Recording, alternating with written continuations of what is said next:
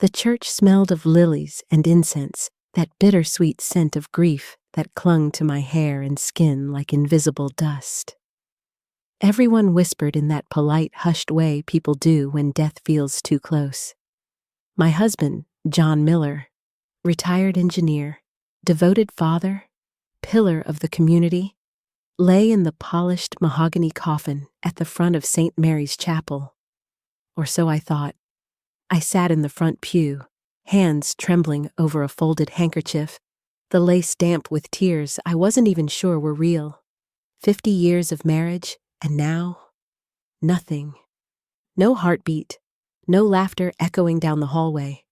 Just this coffin, too still, too final. Father Raymond, our parish priest, and John's old friend, stepped forward to deliver the eulogy. His voice trembled. I thought it was grief, until he suddenly paused mid-sentence, his eyes locking on mine as though he'd seen a ghost. He descended the steps, leaned close to my ear, and whispered words that would tear my world apart. Don't cry, Margaret. He's not in the coffin. For a moment, I couldn't even breathe. My body froze. The hymn stopped in my throat. What did you say? I whispered back, my voice barely audible. But Father Raymond only pressed his lips together, a warning in his eyes, before turning back to the pulpit. The room tilted. My son Daniel rushed to steady me, his arm firm around my shoulders. Mom, are you okay? I nodded numbly, though everything inside me screamed no. My gaze flicked back to the coffin, to the pale hands folded over a chest covered by John's favorite navy suit. Hands that suddenly didn't look like his. A cold wave crawled up my spine. The coffin felt wrong. Too long. Too broad. I tried to tell myself it was grief playing tricks, but when the choir began singing Amazing Grace, I saw Father Raymond's hands shake as he clutched the Bible.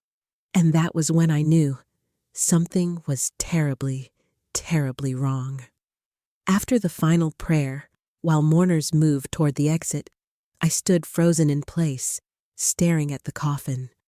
I had buried my husband, kissed his forehead at the morgue, signed the papers. Yet a single sentence from a trembling priest had undone it all. As the church doors closed, I whispered to myself, if he's not in that coffin, then where is he? That night, the rain came hard, the kind of relentless storm that makes the world feel like it's falling apart. I sat alone in the living room, the dim lamplight flickering across framed photos of John. His steady smile, his strong jaw, the way he used to look at me when we were young. I stared at them for hours, waiting for the storm to quiet inside my chest. But it never did. Father Raymond's words echoed in my mind over and over. He's not in the coffin. By midnight, I couldn't take it anymore. I grabbed my coat, keys, and flashlight and drove back to St. Mary's.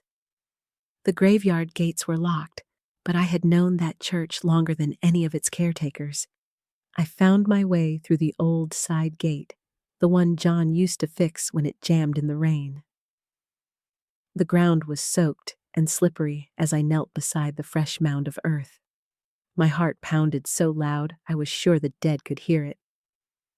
My fingers dug into the wet soil until I found the edge of the coffin lid. Every sound, the rain, the wind, the creaking wood, felt like a scream in the dark. When the lid finally gave way, the flashlight beam fell on a face, pale, still, but wrong.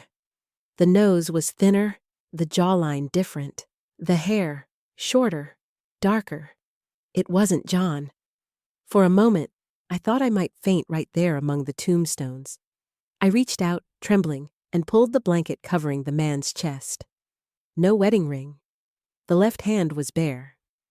John's ring, the gold band engraved M and J, 1974, was gone. Lightning cracked across the sky, illuminating the marble cross above me. The wind howled like a warning. Somewhere in the distance, the church bell rang once, low and hollow. I stumbled back, clutching the edge of the coffin, whispering through my tears, "Who are you, and where is my husband?" Behind me, a figure appeared in the darkness. For a moment, I thought it was John, until the flashlight revealed the long coat and trembling hands of Father Raymond. He looked pale, terrified. "You shouldn't have come here, Margaret," he said quietly. "Some truths aren't meant to be unearthed." But I couldn't stop now. If John wasn't dead, someone had gone to great lengths to make me believe he was, and I was going to find out why, even if it killed me. Long before funerals and secrets, there was only summer and laughter. I met John Miller in 1972, the year the town's river flooded and the fairgrounds turned into a muddy mess. I was 21, teaching literature at the high school. He was 25, a young mechanic recently discharged from the army, with oil on his hands and sunlight in his smile. He fixed the church organ that summer, and somehow he fixed my heart too. John wasn't like other men. He was quiet, observant, the kind who noticed the smallest things. The way I tucked my hair behind my ear when nervous, or how I hummed when grading papers.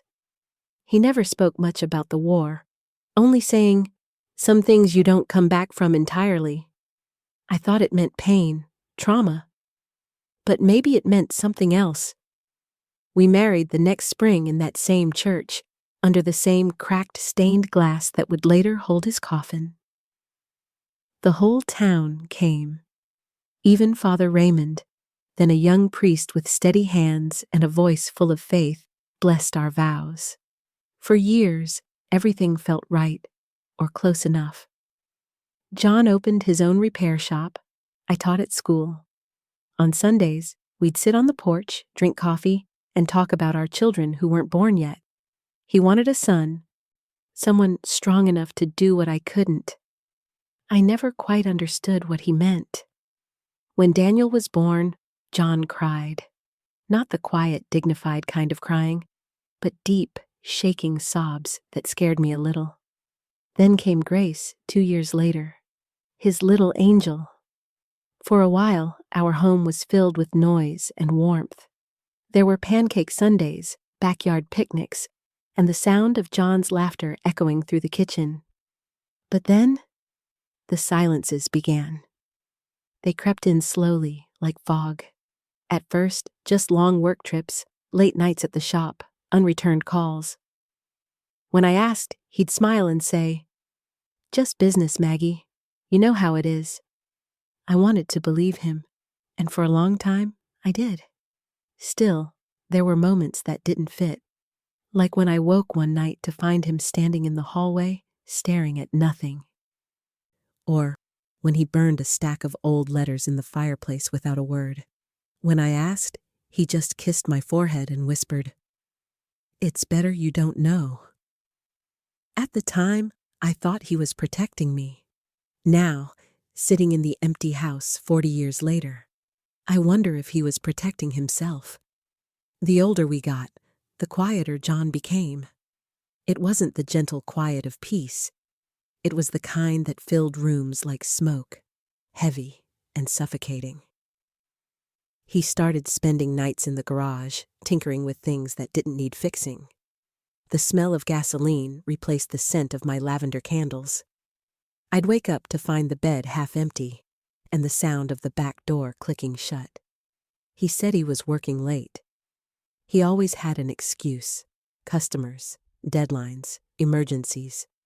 But once, when I brought him dinner at the shop, I saw the lights off and the door locked. His truck was there, but he wasn't. I waited in the car for 2 hours, staring at the dark windows, until he appeared from the woods behind the building, mud on his boots, and a look in his eyes I'd never seen before. Fear or guilt. Maybe both. When I asked, he just said, It's not what it looks like. But he never told me what it was. Daniel was in high school then. Captain of the basketball team, everyone's golden boy. Grace had her mother's eyes and her father's stubbornness. We looked like a perfect family in photographs. Birthdays, graduations, Christmas dinners. But beneath the smiles, I could feel John slipping further away. Then came the letter. I found it by accident, hidden behind the bookshelf while dusting. A thick envelope, no return address, sealed with wax. Inside was a faded photograph. John, with a woman I didn't recognize, her head resting on his shoulder, a baby cradled in her arms. The handwriting on the back said, "For Lucas, from your father." My hands shook so violently I nearly tore the photo. I confronted John that night. He stared at it for a long time, then smiled, that same soft smile that used to melt me, and said, "She's the wife of a friend who died overseas. I promised to look after them." "Then why hide it?" I asked. "Because you wouldn't understand," he replied. For days I tried to swallow it down, to believe his story. But deep inside, something cracked. Every glance, every absence, every unexplained phone call began to carry a new weight. There were other things, too. A separate lockbox under his workbench, papers he kept hidden. And one evening when I heard him on the phone whispering, "They can't know. Not yet." When I walked into the room, he hung up, smiled, and said it was just a customer. And then, just as suddenly as the storm had come, John softened again. He took me on a trip to the coast, brought flowers, held my hand at night. It was as if he sensed I was drifting away and pulled me back before I could escape. I wanted to believe the man I married was still there. But even then, I could feel it. The quiet between us wasn't peace anymore. It was the sound of secrets breathing. By the time John turned 65, the man I'd loved for half a century felt like a stranger living in my house. His laughter was rare, his eyes always somewhere else. Distant, distracted, as if he were listening to voices I couldn't hear. He retired early, claiming his health was failing. At first, I believed him. The doctor said it was heart arrhythmia, stress, exhaustion, nothing fatal. But John began organizing things in ways that didn't make sense. Filing papers, closing accounts, locking drawers, burning notes in the fireplace at night. One evening, I walked into his study and found him staring at a document on his desk. When he saw me, he quickly folded it away. I caught a glimpse of a government seal, a stamp that read, "Confidential." "John?" I asked, trying to keep my voice steady. "What is that?" "Just old work files," he said, smiling too quickly. "From when you were a mechanic?" He hesitated, only for a heartbeat, but long enough. "From before that," he said. That night, I lay awake, staring at the ceiling, wondering what exactly "before that" meant. A week later, he had another attack. He collapsed in the garage, clutching his chest. The hospital kept him for 2 nights. The doctor said he was stable, but John insisted on signing himself out early. "I don't want to die in a hospital," he told me. "If it's time, it should be home, with you." He spent the next few days unusually tender. He cooked breakfast, brought me flowers from the garden, even dusted the old piano. Grace came to visit, and for the first time in years, we laughed together at the dinner table. But beneath the warmth, I saw something flickering behind his eyes. Fear. He kissed my forehead before bed and whispered, "You've been good to me, Maggie. Better than I deserved." 3 days later, I found him on the kitchen floor. The coffee pot shattered beside him, his hand still gripping the edge of the counter. His face was pale, his body still. I screamed until Daniel came running. The ambulance came, the coroner came, the priest came. Everything blurred into a haze of paperwork, condolences, and casseroles from well-meaning neighbors. Father Raymond handled the funeral arrangements. Daniel took charge of the estate. Everyone told me to rest, to let him go. But something inside me wouldn't. The night before the funeral, I went through John's desk one last time. In the back drawer, hidden beneath a stack of tax files, I found an envelope addressed to me, unsealed, unfinished. It said only 3 words: "Forgive me, Maggie." And then nothing more. No explanation, no signature, just an empty space where the truth should have been. I folded the note back into its envelope, pressed it to my chest, and told myself I would learn to live without answers. But now, standing at his grave, hearing the priest whisper that he wasn't in the coffin, I realized John hadn't left me without answers. He had left me a question, one that could destroy everything I thought I knew. By morning, the storm had cleared, but the world felt no lighter. The police cars parked outside St. Mary's turned the small-town cemetery into a crime scene. I stood beside the grave, my dress soaked in mud, the coffin half open, and a dead stranger staring back at me. Detective Lawson looked at me the way doctors look at dying patients. Pity first, then doubt. "Mrs. Miller," he said gently, "you're saying this isn't your husband?" "I'm not saying it, I know it," I snapped, my voice trembling. "That's not John. Look at the hands, the nose, the hair." "That man isn't my husband," he sighed, closing his notebook. "The body was identified by your son, wasn't it?" "Yes, but..." "Then maybe you're under stress. Sometimes grief can distort perception." Grief? They always use that word like it explained everything. Daniel arrived soon after, still in his pressed suit, looking mortified. "Mom, what did you do?" he hissed under his breath. "You dug up Dad's grave? At night?"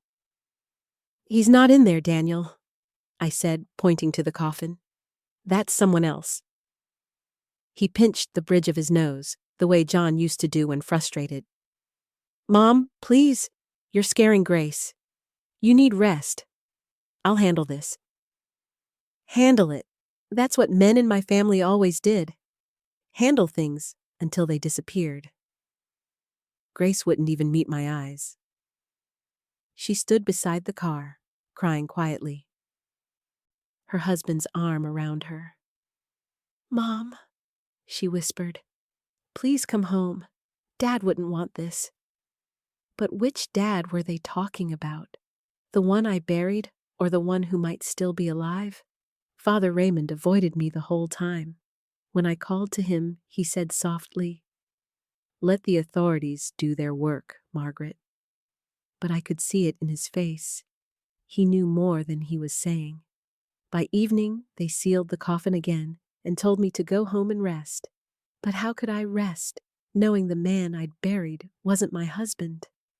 At home, the house was too quiet. The photographs of John stared down from the mantel, smiling that same steady smile. I poured myself a glass of wine, sat in his old armchair, and whispered into the empty room. "If you're out there, John, please, give me a sign." The clock ticked, slow and steady. And then, a sound. A faint metallic click from his study. I froze. The room had been locked since his death. The metallic click echoed again, soft but deliberate.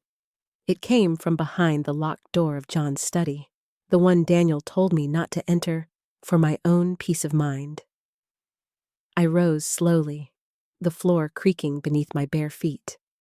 My heart pounded so hard, I could feel it in my fingertips. The key hung on a hook inside the hallway closet, where John always left it. My hands trembled as I fit it into the lock. For a moment, I hesitated, afraid of what I might find, or worse, what I might not find. The door opened with a low groan. The air inside was stale, mixed with the faint smell of oil and old tobacco. Everything was just as he'd left it: the stacks of invoices, the open drawer of tools, the photo of us on our wedding day. But the noise hadn't been my imagination. A desk drawer stood slightly ajar. Inside was a small safe, one I'd never seen before. Its surface gleamed faintly under the lamp. My fingers found a folded note taped to it, written in John's unmistakable handwriting. "If you love me, don't open this." For a long moment, I stared at those words. Once, they might have stopped me, but not now. I searched the drawers until I found a folded receipt, a bank slip dated 3 days after his funeral. My breath caught in my throat. It was from our joint account, withdrawn at an ATM downtown. His name, his signature. The room spun. He wasn't dead. He couldn't be. I turned back to the safe, my pulse racing. After a few tries, I used his birthday, 12/03/47. The lock clicked open. Inside were documents, some cash, and a phone, an old gray flip model. The battery was nearly dead, but when I pressed the power button, the screen flickered to life. A single text message waited in the inbox. "It's done. She believes it." No sender name, just a number I didn't recognize. The timestamp, the night of the supposed heart attack. I sank into his chair, clutching the phone. My whole body trembled. "He lied to me," I whispered to the empty room. "He lied to all of us." Lightning flashed outside the window, illuminating the photo of John holding baby Daniel. His smile suddenly looked different, calculated. I took the phone, the note, the receipt, evidence, proof, and locked them in my drawer before Daniel arrived the next morning. Because now I knew 2 things for certain. John's death had been planned. And someone, maybe even someone I loved, had helped him disappear. The next morning, I drove straight to St. Mary's. The rain had stopped, but the world still looked bruised. Gray clouds hanging low, like the sky was hiding something too. Father Raymond was in the chapel, lighting candles along the altar. His hands shook as he reached for the match. I waited until he looked up, and when he did, his expression flickered. Guilt, fear, and something close to pity. "Margaret," he said softly, "you shouldn't be here." "I want the truth, Father." My voice came out sharper than I intended. "You told me John wasn't in that coffin. I opened it, and you were right. So tell me what you know." He blew out the match and sighed, the sound heavy like a confession. "I made a mistake saying that to you." I spoke out of turn. "No!" I stepped closer, my heart pounding. "You warned me! You knew!" He looked away, his gaze settling on the stained glass window above the altar, the one from our wedding day, still cracked from years ago. Sometimes God allows us to keep certain truths buried, for mercy's sake. I slammed my hand against the pew. "Mercy? Is that what you call lying to a woman who just buried her husband?" For a second, the mask slipped. His voice dropped to a whisper. "Margaret, if you keep digging, you'll wish you hadn't." I left before I broke down. The sound of my heels echoed through the empty church, every step pounding like a heartbeat. Outside, I saw her for the first time. A woman standing by John's grave, tall, slender, wrapped in a black coat, her face half hidden behind dark glasses. She was holding lilies, the same flowers from the funeral. At first, I thought she was a mourner I didn't know, but then she bent down, touched the headstone, and whispered something I couldn't hear. Her shoulders shook like she was crying. I approached slowly. "Excuse me," I said, my voice trembling. Did you know my husband?" The woman froze. When she turned, I saw her eyes, dark, hollow, familiar in a way I couldn't explain. I shouldn't be here," she muttered, backing away. "Wait," I called after her, but she was already walking toward a parked car. A black sedan with tinted windows. The engine roared to life, and within seconds, she was gone. All that remained were the lilies she dropped on the grave. I picked them up, damp, freshly cut, and found a small folded card tucked beneath the ribbon. It read, "For Jay, until we meet again." My hands went cold. Whoever she wasn't a stranger. And whoever Jay was, he wasn't in the ground. The night after seeing the woman at the grave, I couldn't sleep. Every sound in the house became suspicious. The ticking clock, the hum of the refrigerator, even the wind brushing against the window. Somewhere in that stillness, I realized something. No one was going to believe me unless I had proof. So I decided to find it myself. The next morning, I drove to the county coroner's office. The young clerk at the desk looked at me with polite confusion when I asked for an exhumation order. "Ma'am, the case is closed," she said gently. "The body was released and identified." "Misidentified," I corrected her. "I need to confirm it, please." After several calls and hours of waiting, I finally convinced a sympathetic technician, a woman named Claire, to help me off the record. She agreed to take a small hair sample from the remains before the coffin was resealed. "Just don't tell me why," she murmured. A week later, I received a plain white envelope. Inside was the DNA report and a sticky note that read, "Be careful who you trust." The paper trembled in my hands as I read the result. No biological relation to Daniel Miller. 0. Not even a remote genetic match. It wasn't John. It had never been John. I sank to the floor, the sound of my own heartbeat roaring in my ears. For a long time, I couldn't breathe, couldn't move. When I finally did, I wasn't the same woman anymore. I called Daniel immediately. "Mom, stop this," he said before I even spoke. "You're making it worse for yourself." "I have proof," I said, voice shaking. "The DNA doesn't match. The man we buried isn't your father." He laughed, but it wasn't a kind laugh. It was sharp, nervous. "You've got to stop listening to those crazy ideas. You're grieving. You're not well. Daniel, listen to me." "I'm hanging up, Mom." The line went dead. I sat there staring at the phone, realizing what hurt most wasn't that my husband had lied. It was that my own son thought I was insane. That evening, I drove past the church again. The parking lot was empty, except for one car, the same black sedan I'd seen at the graveyard. It was parked near the rectory, lights off. Someone was inside. When I stepped closer, the window rolled down just enough for a voice to whisper, "He's not who you think he was." Before I could speak, the car sped off, leaving the smell of burnt rubber and unanswered questions behind. I stood there under the flickering streetlight, clutching the DNA report to my chest. Everyone I loved had turned away, but now I had proof. Hard, undeniable proof. John Miller was alive, and I wasn't going to stop until I found him. The night after the DNA results, I stopped sleeping altogether. Every creak in the house sounded like John's footsteps. Every shadow looked like him standing in the doorway, half there, half gone.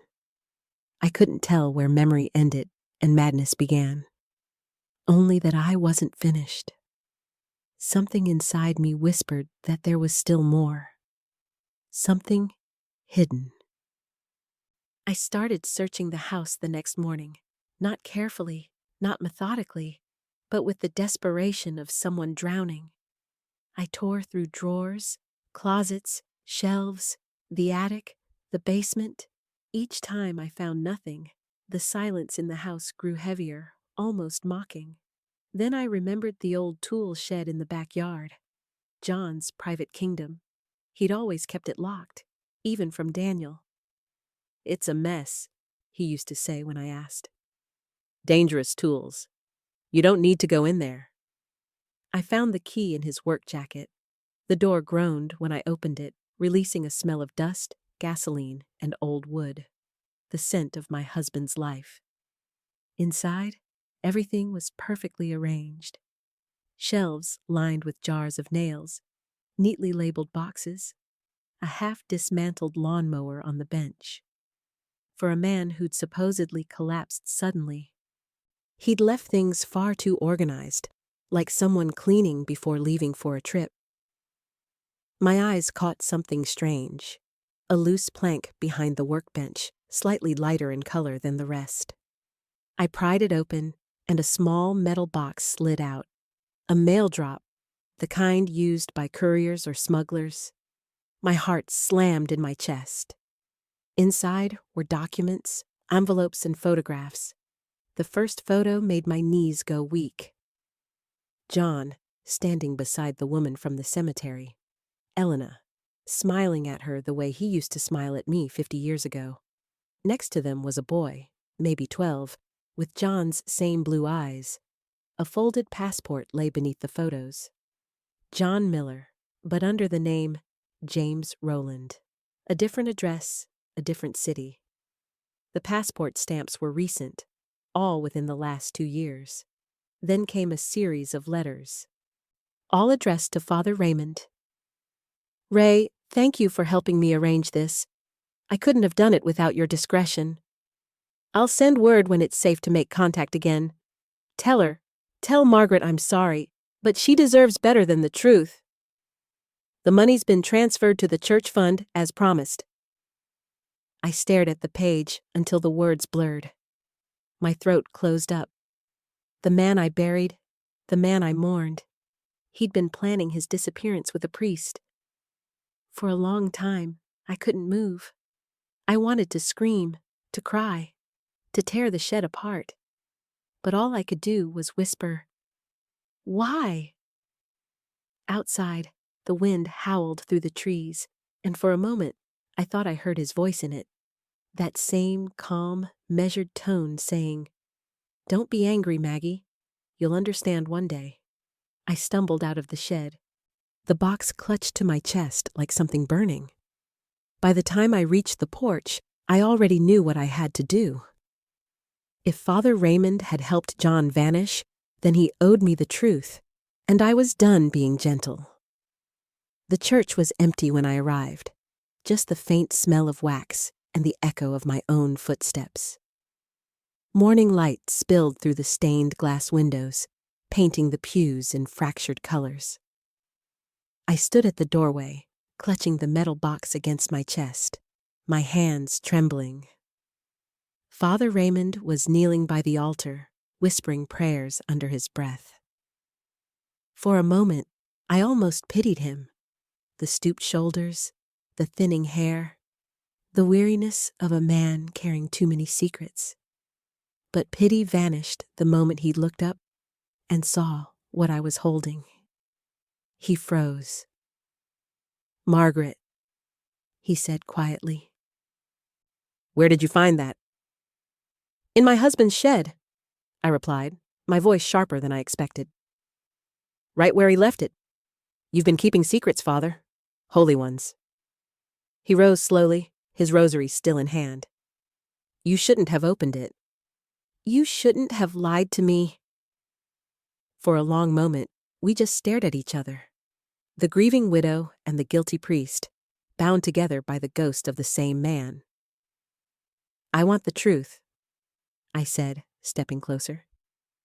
"Did you help John disappear?" His lips trembled. He looked at the crucifix above the altar, then back at me. "You don't understand what you're asking." "Then make me understand," I snapped. "Because right now, I have his fake passport, his letters to you, and proof that the man in that coffin wasn't him." So either you tell me, or I go to the police. His shoulders sagged.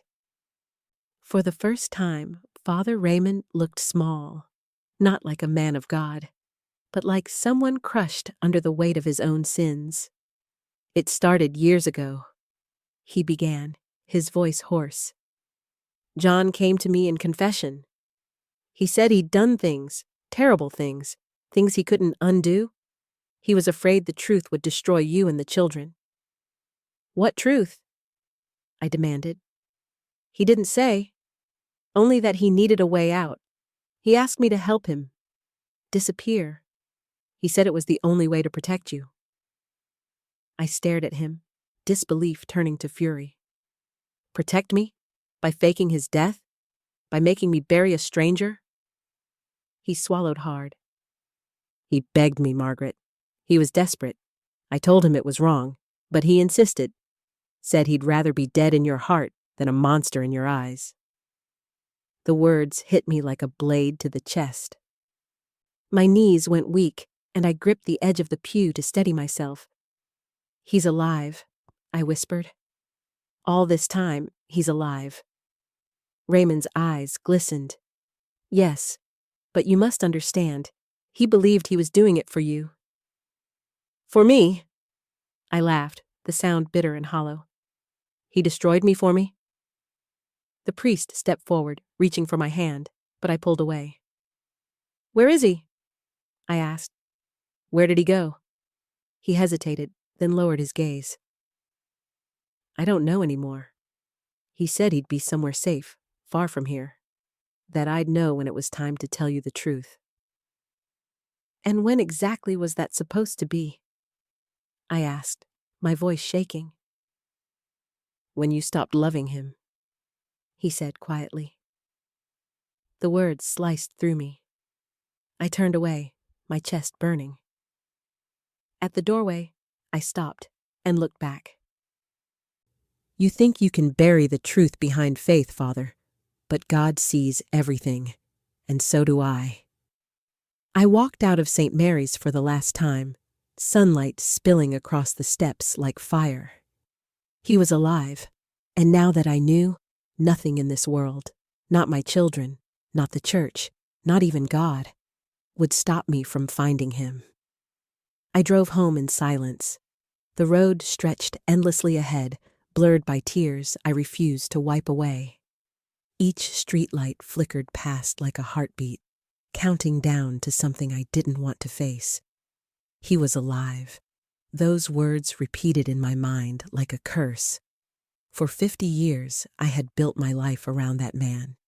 Every meal, every choice, every prayer was woven around his presence. And now, he'd simply walked away, leaving me clutching an empty coffin and a heart full of ghosts. By the time I reached the house, I felt hollow. I left the box on the kitchen table and poured myself whiskey, even though I hadn't touched a drop since the day Daniel was born. The burn in my throat was sharp, almost welcome. I sat for hours staring at the papers inside that damned box, trying to piece together the man I thought I knew. There were bank slips, receipts from a motel 2 towns over, and letters written in that familiar, steady handwriting. Don't call until the dust settles. The priest handled everything. I'll meet you soon. Lucas is growing fast. He has her eyes, but he laughs like me. Maybe that's a bad thing. Lucas. The name hit me like a thunderclap. The boy in the photograph. I spread the photos across the table. John's arm around Elena's waist, the boy standing between them, smiling. They looked like a family. My family's replacement. The room spun. My fingers went numb. I could almost hear John's voice echoing in my head, the same calm tone he used to soothe me after every fight. It's better you don't know, Maggie. Better I don't know. He had a child, a life, another woman. The rage came suddenly, white-hot, unstoppable. I grabbed the stack of photos and hurled them across the room. They fluttered down like dying birds, scattered across the floor. For a moment, I wanted to burn everything, the papers, the lies, even the house. But then something caught my eye. A folded map taped to the back of one of the envelopes. A red circle around a small coastal town, Briar Point, 3 hours away. Next to it, in John's handwriting, Safe House. My breath hitched, so this was where he'd gone, where he'd been living. I sank into the chair, shaking. My mind raced through every memory, every look, every strange silence from the past few years. Had he been preparing this the whole time, building a new life while pretending to love me? A small sound broke through my thoughts, the clock chiming midnight. I looked around at the mess I'd made, whiskey glass half empty, papers strewn everywhere, the ghost of my marriage bleeding across the kitchen. Then came a softer sound, a knock at the front door. 3 short taps, precise, almost familiar. I froze. No one should be visiting me this late. I stood, heart hammering, and crept toward the door. "Who's there?" I called out, voice trembling. Silence. Then a voice, low, female, careful. "Mrs. Miller, please, I need to talk to you." I knew that voice. It was her, Elena. For a long moment, I couldn't move. I just stood there, staring at the door, that voice echoing through my head like a memory I'd tried to forget. "Mrs. Miller? Please," she said again, softer this time. "I just need a few minutes." My fingers hovered over the doorknob. I didn't know whether to open it or call the police, or maybe scream. But curiosity, or maybe desperation, won. I turned the handle. Elena stood on my porch, her coat soaked from the drizzle, her hair clinging to her cheeks. Up close, she looked younger than I'd expected, mid-40s maybe. But her eyes were the same ones from that photograph, dark, haunted, and tired of pretending. "What do you want?" I asked, my voice sharp. She hesitated, clutching her purse. "To tell you the truth, because no one else will." I almost laughed. "The truth? You mean the truth about my husband? Or the truth about how you helped him bury me alive?" Her face twisted in pain. "It wasn't like that." "Then what was it?" I snapped. "He left me, Elena.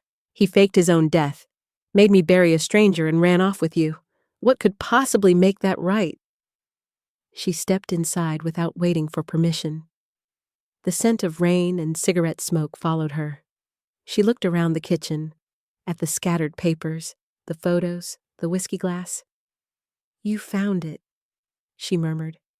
"He told me you would." That stopped me cold. "He told you? You spoke to him?" Her lips trembled. "Not lately. He disappeared a few months ago. I thought maybe—" She trailed off, shaking her head. "I thought maybe you'd know something." I stared at her, disbelief turning to fury. "I buried a body, Elena."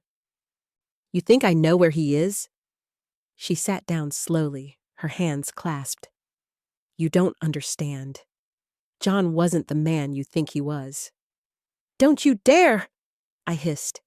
"Don't you dare rewrite my life to make yours easier!" But she didn't flinch. She opened her purse, pulled out a small, creased photograph, and slid it across the table. It was the same boy, Lucas, smiling in front of a Christmas tree. "He's mine," she whispered. "And John's." The air went still. For a moment, all I could hear was the pounding in my ears. My hands began to shake uncontrollably. "You're lying," I said, my voice barely audible. "You're lying." "I wish I was." Tears welled in her eyes. "John loved you, Margaret. He did, but he couldn't live with what he'd done. He thought if he disappeared, you'd be free." "Free?" I slammed my hand on the table so hard the whiskey glass shattered. "He took my life and called it mercy." Elena flinched, but didn't look away. He wasn't a cruel man, just broken. He thought he was protecting you. And me. There were people after him. Debts, old mistakes. He said faking his death was the only way to keep us all safe. I laughed through my tears. So that's his legacy, a coward hiding behind the word love. Elena looked down, her voice trembling. He wanted to come back. He said once Lucas was old enough, he'd tell you everything. But then he disappeared before he could. I haven't seen him since. My heart pounded so violently I thought it might burst. Get out, I whispered. Margaret, get out. She rose slowly, tears streaking down her face. At the door, she paused. For what it's worth, she said softly. He talked about you every day. He said you were the only person he ever truly loved. I turned away, choking on the sob that escaped me. The door clicked shut behind her, leaving only the sound of rain. For a long time, I stood there, staring at the empty chair she'd left. The house felt colder than ever. I looked at the photo of John on the mantel. His smile suddenly foreign, almost cruel. Loved me, I whispered to the dark, but not enough to stay. The thunder rolled in the distance, and something inside me broke for good. The next morning, the world was silent. The kind of silence that follows after an earthquake, when everything is still standing, but nothing is the same. Elena's words lingered like a ghost in the house. He talked about you every day. I wanted to hate her, to erase her from my memory. But hate requires strength, and I was running out of that. I didn't open the curtains. The sunlight felt like too much truth. I spent most of the day sitting in John's old chair, staring at the photograph of us from our 25th anniversary.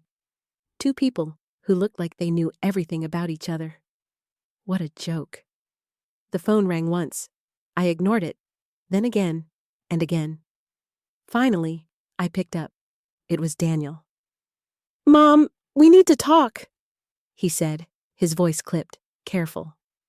About what? I came by last night. You weren't home. My chest tightened. You've been checking on me? I'm worried about you, he replied too quickly. You've been acting strange. Grace says you're not answering her calls. I've had visitors, I said flatly. Your father's mistress showed up at my door. There was a pause, too long to be shock. When he finally spoke, his voice was low. Elena? The name rolled off his tongue too easily. I froze. You know her? Silence, then a faint exhale. I think Dad mentioned her once, but something in his tone didn't fit. Daniel was a good liar, but I'd raised him. I could hear the crack in his composure, that tiny flicker of fear that only a mother notices. Daniel? I said slowly. Why do I feel like you know more than you're telling me? He sighed, the sound of someone trying not to lose control. Mom, please. You need to stop digging. You're just hurting yourself. Hurting myself? I laughed bitterly. Your father lied to me for years. I buried a stranger. And you want me to stop asking questions? Because some questions don't need answers, he snapped, and then hung up. I sat there for a long moment, the dial tone buzzing in my ear. The way he'd said it, the exact phrasing, struck something inside me. It was the same thing John had said once, years ago, when I'd asked why he kept disappearing. Some questions don't need answers, Maggie. My stomach turned. I went to the study again, rifling through the box one more time. I looked at the letters, the bank slips, the receipts. I'd already memorized them all. But then, at the bottom, hidden beneath a sheet of insurance paperwork, I found a smaller envelope, sealed in wax. It wasn't addressed to anyone, just a single word written across the front. Son. The wax cracked easily in my fingers. Inside was a short letter in John's handwriting. If you're reading this, it means I didn't have the strength to face what we've done. Take care of your mother. Don't let her find out. It would destroy her. My hands shook so hard the letter nearly slipped from my grasp. Son, not Raymond, not Elena. He'd written it to Daniel. The air left my lungs. My mind raced back to the funeral, to how quickly Daniel had handled everything. The paperwork, the identification, the cremation request he'd later changed to burial, the sealed coffin. His insistence that I let Dad go. It wasn't grief that had driven him to control everything. It was guilt. I whispered into the empty room. What did you do, Daniel? And for the first time since the funeral, I was truly afraid. Not of death or truth, but of my own blood. I didn't sleep that night. I couldn't. The word son burned behind my eyelids every time I closed them. The handwriting was John's. There was no doubt. The gentleness in his letters, the careful loops of his J and M, all so painfully familiar. He had written to Daniel, trusted him, and Daniel had lied to me. By dawn, the decision was made. If my son wouldn't tell me the truth, I'd find it myself. I started with John's old financial records, the ones Daniel had promised to take care of. I logged into our joint account, the same one John supposedly stopped using before his death. The balance was lower than I remembered, much lower. Then I saw it. A wire transfer made 2 weeks before his funeral. $180,000. Recipient, E. Morales. Elena. My blood ran cold. I dug deeper, tracing every transaction Daniel had handled. There were withdrawals, large ones, days apart, all marked under funeral expenses. The amounts didn't add up. The receipts didn't exist. And one of the transfers led to a company I'd never heard of. Haven Logistics, registered under an address in Briar Point. The same town marked on John's hidden map. I sat there for hours, piecing it all together, my hands trembling, my chest tightening with each connection. John hadn't vanished for love or fear. He'd been manipulated.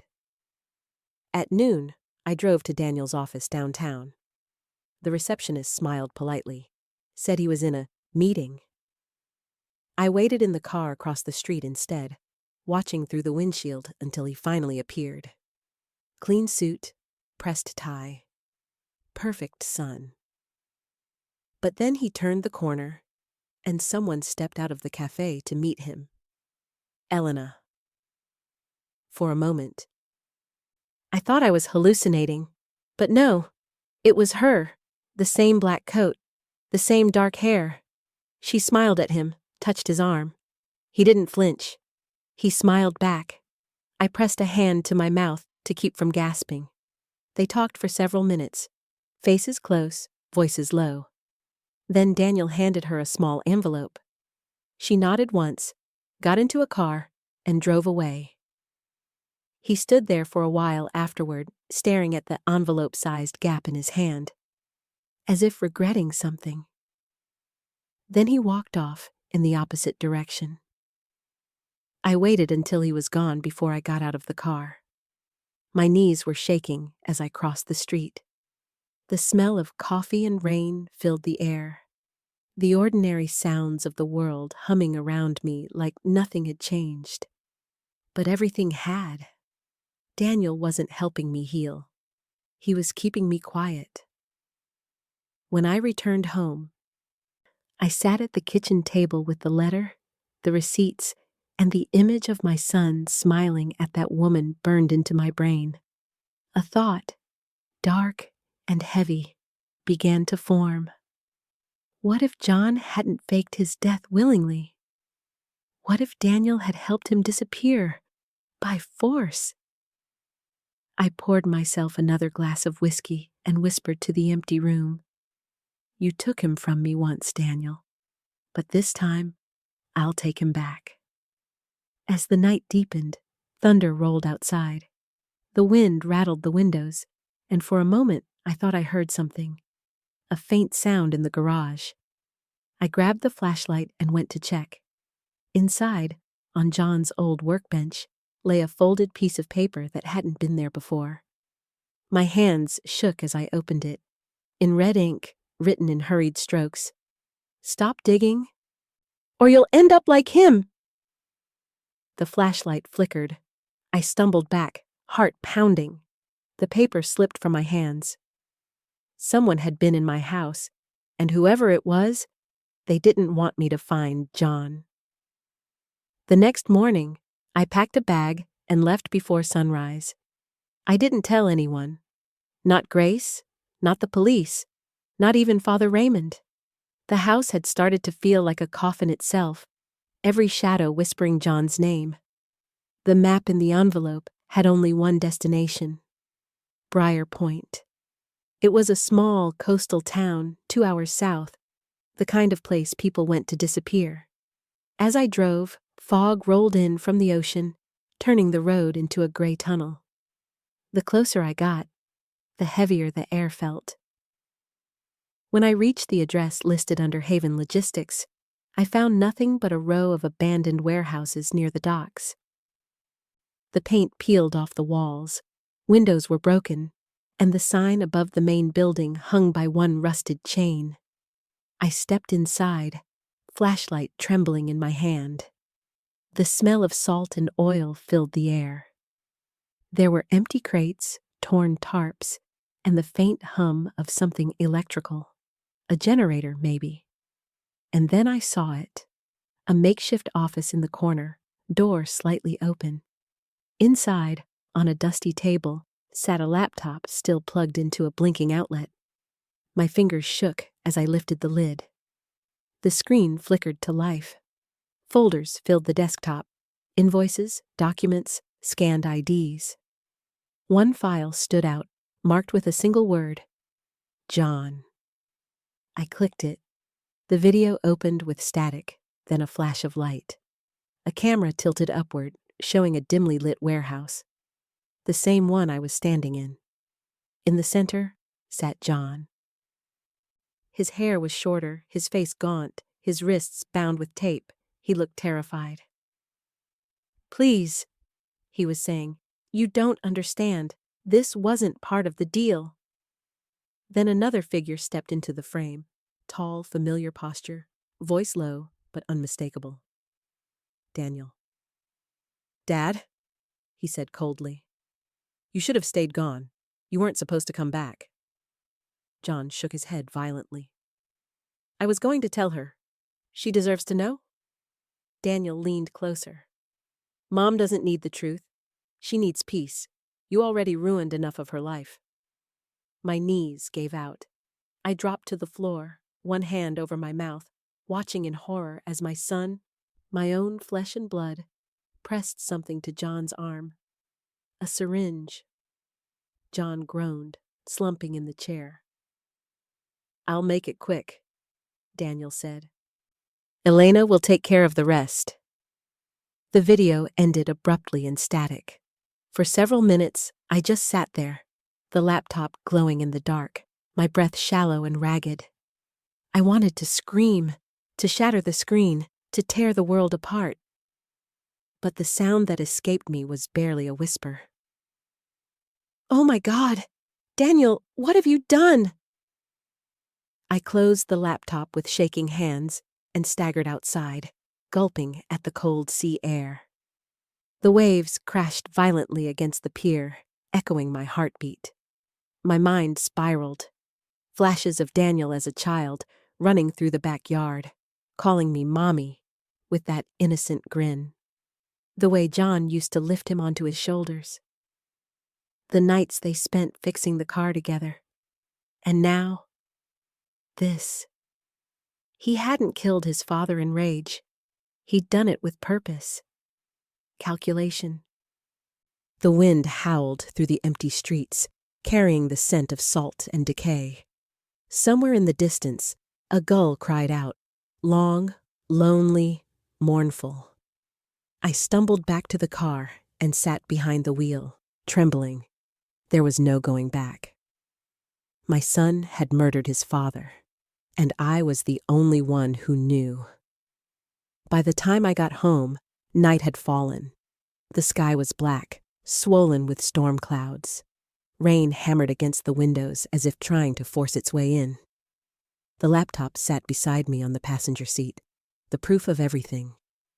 The truth I never wanted. When I stepped inside the house, Daniel was already there.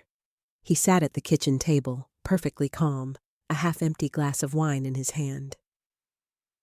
"Mom," he said, smiling faintly. "I was worried. You've been gone all day." I didn't answer. I placed the laptop on the table between us, my fingers trembling. "You should be worried," I said quietly. "Because I know." His smile froze. "Know what?" "About Dad," I whispered. "About Briar Point, about Elena, about the video." For a moment, silence hung between us, heavy, suffocating. Then he leaned back in his chair and let out a slow breath. "So you found it." That was all. No denial, no surprise, just acceptance. My knees nearly gave out. "How could you?" I asked, my voice cracking. "He was your father, Daniel." "He was a liar," Daniel said coldly. "A coward. You don't know what he did, Mom." "I know enough," I shouted. "He made mistakes, but he didn't deserve to die." Daniel's jaw tightened. "He was going to ruin us. You, me, Grace. He was going to drag our name through the mud. Everything he did, the debts, the fraud, the affairs. I was fixing it, cleaning up his mess." I shook my head in disbelief. "You think murder is cleaning up?" He slammed his hand on the table, the glass tipping over and shattering. "You have no idea what it's like to live in his shadow. You loved him no matter what he did. You never saw how much damage he caused, how many people he lied to. He wasn't the hero you think he was." I stared at my son, my boy who once held my hand crossing the street, who built sandcastles with his father, who used to kiss my cheek goodnight. And all I could see was the emptiness in his eyes. "Daniel," I said softly, "you're just like him." That struck something deep inside him. He flinched as if I'd slapped him. "No," he said through clenched teeth. "I'm nothing like him. I did this for you." "For me?" I whispered. "You took away the man I loved, and you think that's love?" He stood abruptly, pacing the floor, running his hands through his hair. "I didn't mean to. It wasn't supposed to go that far. I just wanted him gone. He was supposed to leave quietly, but he panicked, and Elena helped you," I said, realization dawning. "She was part of it." He didn't answer, which was answer enough. Tears blurred my vision. "And Lucas? Is he?" Daniel looked up sharply. "Don't," he said, voice shaking. "That boy doesn't know anything. Leave him out of this." I took a step closer, trembling. "You ruined everything, Daniel. You destroyed this family." He looked at me for a long moment, his eyes dark, unreadable. "No, Mom. Dad did that a long time ago. I just finished it." The thunder crashed outside. I reached for the laptop, clutching it to my chest. "The police will know. They'll see what you did." His voice dropped to a whisper. "You won't do that. Try me." He stepped forward, not violent, not angry, but desperate. "Mom, if you send that to the police, you'll lose me too." "I already have," I said quietly. We stared at each other, the rain roaring between our silence. For a moment, I thought he might cry. But he didn't. He just nodded slowly, like a man accepting his sentence. "I guess this is goodbye," he murmured. Then he turned and walked out into the storm. I stood frozen, clutching the laptop, watching my son disappear into the rain. The same way his father had. Only this time, I knew he wasn't coming back. The rain didn't stop for 3 days. The house creaked and groaned under the weight of the storm. But it wasn't the thunder that kept me awake. It was the silence that followed. The kind of silence that seeps into your bones, that whispers through the cracks in the walls. Daniel never came back. I waited. God knows I waited. Every night I sat in the living room with the lamp on, hoping I'd hear his car pull up, that I'd see his shadow through the glass. I rehearsed what I would say, that I didn't mean it, that we could fix this, that there had to be another way. But the driveway stayed empty, and the only sound outside was the endless weeping of rain. When the police arrived 2 days later, I thought maybe he'd turned himself in. But no, they were there for me. Someone had sent an anonymous tip about the video. I showed them everything: the laptop, the letter, the records. They asked questions I could barely answer. Every word felt like betrayal. But what choice did I have? I'd already lost my son to his own lies. I couldn't lose my soul, too. By the time they left, the house was colder than ever. The echo of their boots still rang in my ears, like the sound of finality. I poured myself tea, but never drank it. The steam rose and disappeared, like everything else in my life. Grace called that evening. Her voice was small, afraid. "Mom, what's going on? The police came to see me. They said Daniel—" I couldn't speak.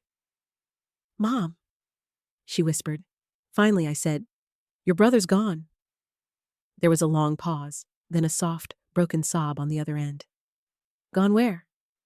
"I don't know," I said, "and maybe I don't want to." After she hung up, I sat alone again, surrounded by ghosts.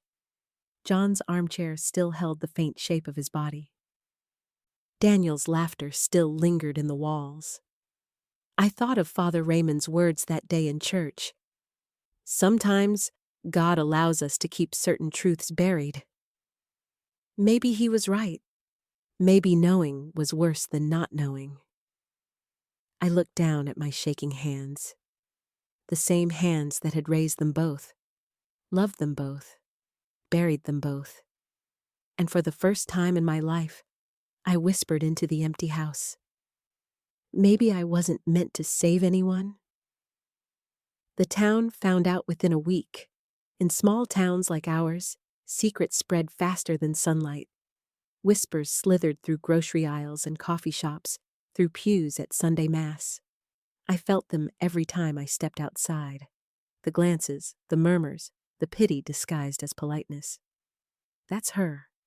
The woman whose husband faked his death. The one whose son— I stopped going to church. Father Raymond had resigned and left town the day after the police investigation began. His parish stood silent now, an empty shell, much like me. Grace tried to visit, but I could see it in her eyes. The fear, the distance. She didn't know whether to comfort me or blame me. Maybe she did both. "Mom," she said softly one afternoon, "maybe it's better if you stay with Aunt Louise for a while, just until things calm down." "Until the whispers stop?" I asked. Her eyes dropped. "Until they forget." But no one forgets. Not in places like this. I stayed anyway. The house felt more like a grave each day. I moved through it quietly, like a ghost among relics. John's coat still hung by the door. Daniel's trophies still gleamed on the shelf. I tried to pack them away once, but my hands froze around the first photo. The three of us smiling under a summer sun that no longer existed. Sometimes at night, I thought I heard footsteps upstairs. Sometimes the phone rang and no one spoke. Maybe it was Daniel. Maybe it was guilt. Maybe it was God reminding me that I'd failed them both. One evening, I stood by the mirror and barely recognized the woman staring back. Her face was hollow, her eyes dull. I whispered, "Who are you?" And for the first time, there was no answer. A week later, a letter arrived in the mail. No return address. Inside was a short note in Daniel's handwriting. "Don't hate me, Mom. I did what I thought was right. Tell Grace I'm sorry. Don't look for me." No signature, just a smudge of dirt on the corner. Maybe from rain, maybe from tears. I pressed it to my chest. But no warmth came. Only the realization that I had outlived everything that once defined me. Wife, mother, believer. Now I was just Margaret Miller, a name whispered in pity. That night, I stood outside as the wind swept through the empty yard. The world smelled like wet earth and endings. I looked up at the dark sky and whispered, "If you're still out there, John, if either of you are, please let me forget." The stars didn't answer, but somewhere deep inside, a small, fragile voice whispered back, "You can't forget what you were meant to survive." The days blended together after that, a slow gray blur of silence and rain. Morning became evening without warning, and the house stayed dark no matter how many lights I turned on. I kept busy, or at least pretended to. I baked, I swept. I watered the garden that John once tended so carefully, but the roses never bloomed again after he left. The soil seemed to know. Grace called less often. I didn't blame her. Every conversation felt like walking barefoot across broken glass. Cautious, painful, and pointless. We had both lost too much to know what to say anymore. Sometimes I'd sit at the kitchen table and stare at the chair where Daniel used to sit. The silence there felt alive. I wanted to scream at it, to fill it with something. Anger, laughter, even lies. Anything but the emptiness. But there was nothing left to give. One evening, as I was sorting through the attic, I found a box I hadn't opened in years. Our old home videos. Birthdays, Christmas mornings, John flipping pancakes while Daniel and Grace fought over syrup. I watched until the tape ended, the screen turning to static, but I couldn't bring myself to turn it off. The noise was a comfort, a reminder that once our lives had sound. I fell asleep on the couch that night, the tape still spinning. In my dream, I was back at the river where John had proposed to me 50 years ago. The water was calm, the sun soft, and he stood there smiling, just like before. "Do you forgive me?" he asked. I wanted to say yes, but the words wouldn't come. I reached out to touch him, and the image rippled, dissolving into waves. When I woke, the TV screen was blue, and morning light poured through the curtains. For the first time in months, I didn't cry. There were no more tears left. Only a quiet acceptance that some things were too broken to mend. I packed away the videos and locked them in the cabinet, next to the letter Daniel had sent. Then I took off my wedding ring, that golden band engraved M&J, 1974, and set it on the table beside his old lighter. The house was still. The wind moved through the trees outside, whispering in a language only the lonely could understand. I whispered back, "I forgive you, John, but I don't forgive what love turned me into." Then I closed my eyes and let the silence take me, not as punishment, but as peace. A year passed like a long sigh. Seasons changed, people moved on, and the town forgot how to whisper my name. But the house remained the same, quiet, patient, waiting for a story that had already ended. I still woke up at 6 every morning, out of habit more than purpose. I'd make coffee for 2, then pour 1 cup down the drain. Old rituals die harder than love. Grace visited sometimes. She brought flowers, the kind John used to grow, and placed them by the window. We didn't talk much about Daniel. His name hung in the air like smoke. There were rumors he'd fled the country, that the police were still looking. I didn't ask. I didn't want to know. One afternoon, while Grace was trimming the roses outside, I found myself standing in front of John's study again. The door creaked open just as it had the night I found the safe. The room smelled the same, a mix of dust, cedar, and faint tobacco. I ran my fingers over the desk, the grooves his hands had worn into the wood, the pen still resting where he'd left it.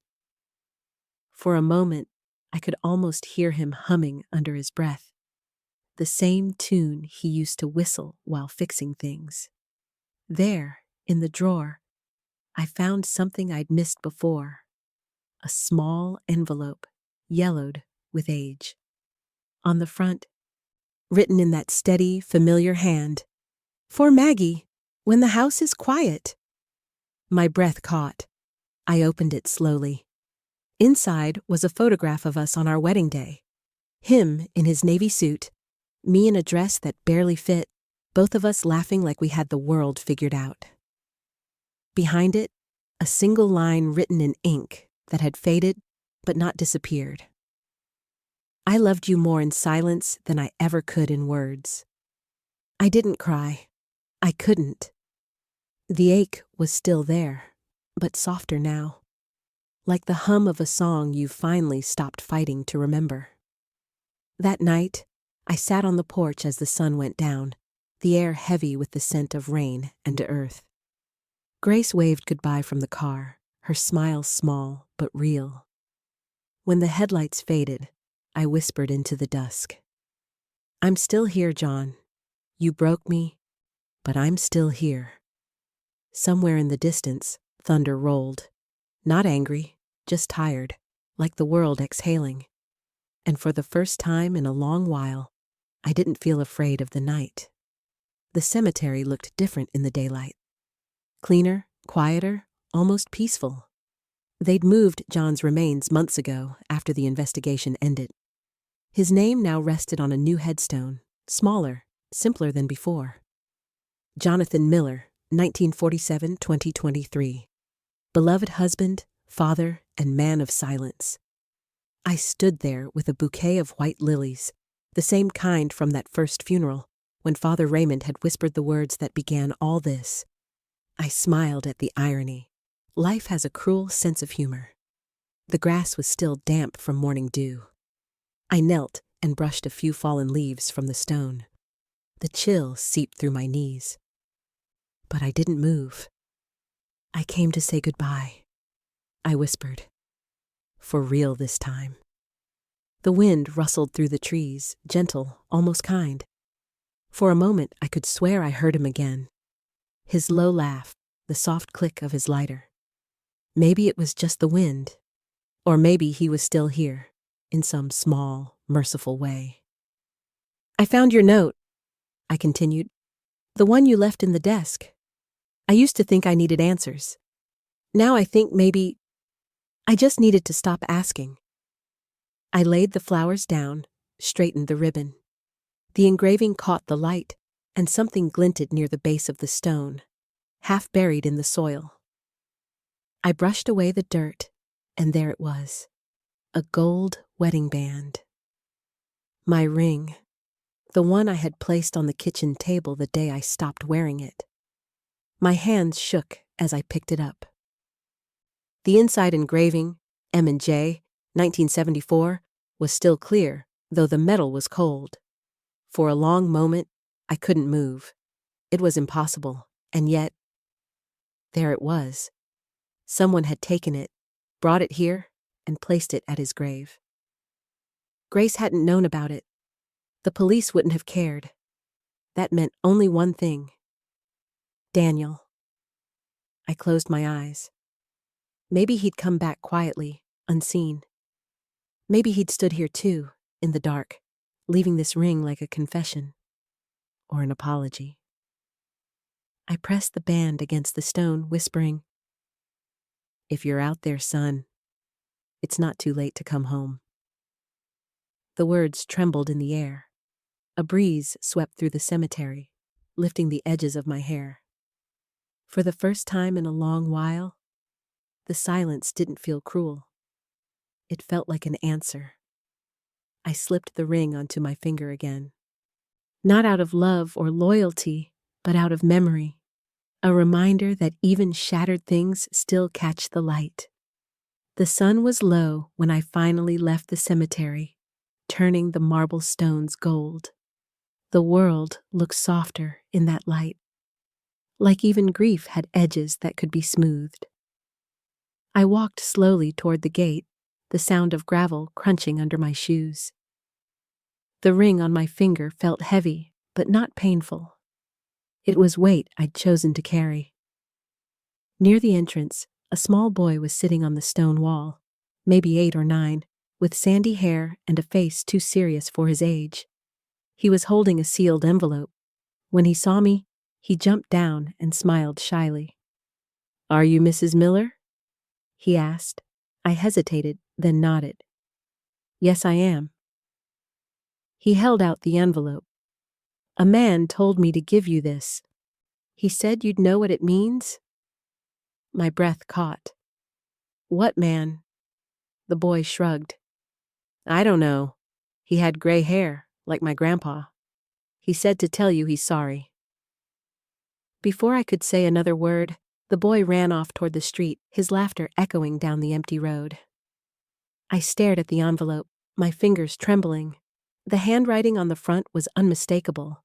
Strong, clean, familiar. To Margaret. The world tilted a little as I tore it open. Inside was a single photograph. Old, slightly faded. It was of me and John, standing on a beach I didn't recognize. The wind in our hair, his arm around my shoulder. We were laughing, but the strangest part was that I had never seen that photograph before. On the back, in the same handwriting, were 5 words.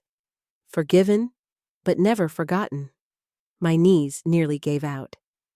I looked around, half expecting to see someone watching.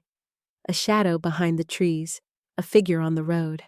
But there was only the wind, carrying the distant hum of the ocean.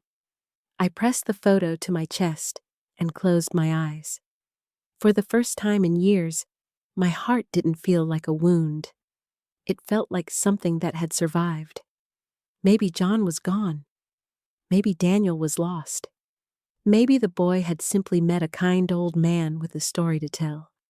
But maybe, just maybe, it was his way of saying goodbye. As I walked toward the setting sun, the horizon glowed like fire, and the world smelled of salt and rain. The same scent it carried on the day I first met him. I smiled through my tears. "You always did love dramatic endings," I whispered to the sky. And then I kept walking, not back toward the past, but forward, into whatever forgiveness looked like.